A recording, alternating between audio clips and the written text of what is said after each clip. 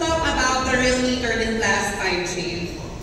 Yeah, specifically sa experience namin with GT mode and the vapor chamber cooling system, excited na talaga kami pag-usapan to dahil na-try na namin mismo kung paano ito napapagana and napapaganda yung performance ng game namin. Yan, tama yan, Wais. Unahin natin ang GT mode. Itong GT mode kasi nasa Realme GT series na siya. Most recently, sa Realme GT 6. Kaya piling ko, most of all na nakita ngayon is may idea na what it does.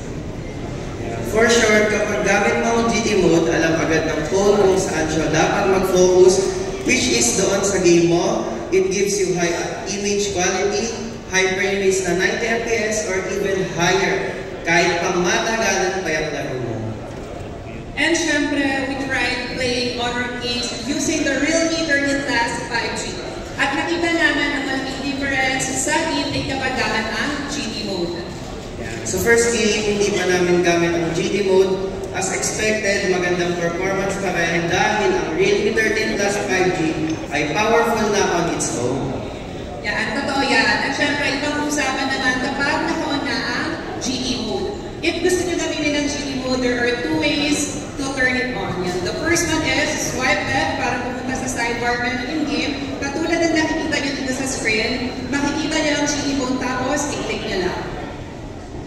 Ang second way, pwede nyo rin siyang buksan sa drop-down menu kahit naka-in-game ka or hindi. Meron pang full animation pag turn mo nito. Itong GT mode talagang nagbigay siya ng ubos sa performance namin. Naging mas stable ang gameplay namin at consistent talaga siya kahit ilang oras na kaming naglalaro.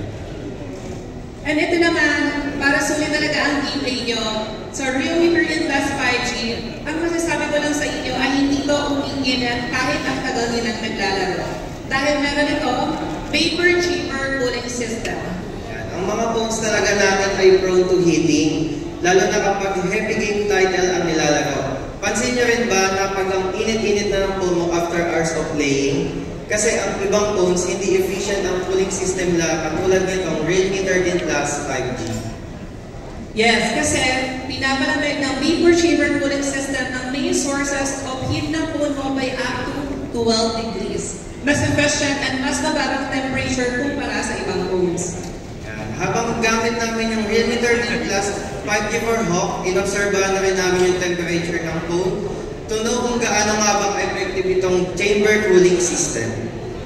And to understand the benefit of this feature, tignan mo muna ang temperature ng phone mo bago starting a game. To do this, you can check dito sa sidebar menu in-game at makikita mo ang temperature sa top right-hand corner and makikita nyo na nasa 29 degrees lang siya. Habang tumaas slightly to 35 degrees from 29 degrees, syempre kapag naglalaro ka ng MOBA, tataas talaga ang temperature. Pero good news ito dahil napakababa na ng 35 degrees compared to other smartphones. At pagkatapos naman ng game, makikita nyo na 2 degrees lang ang tinaas from 35 to 37 degrees. Sobrang baba talaga. Ibig sabihin, ang Realme 13 Plus 5G na ang pinaka-efficient when it comes to cooling systems. At kapag mababa ang temperature ng phone mo, it only means na kaya niya pang magbigay ng high frame rates at mas stable na performance kahit marathon gaming sessions pa yan. Walang lag and distractions, no overheating at higit sa lahat, top tier performance lang dahil sa GT mode at vapor chamber cooling system. Kaya kahit final boss pa yung kalaban mo o matinding class man yan, kampante ka lang na kaya kang dalhin ng Realme 13 Plus 5G to victory. Kaya ano pang hinihintay nyo? Realme 13 Plus 5G na!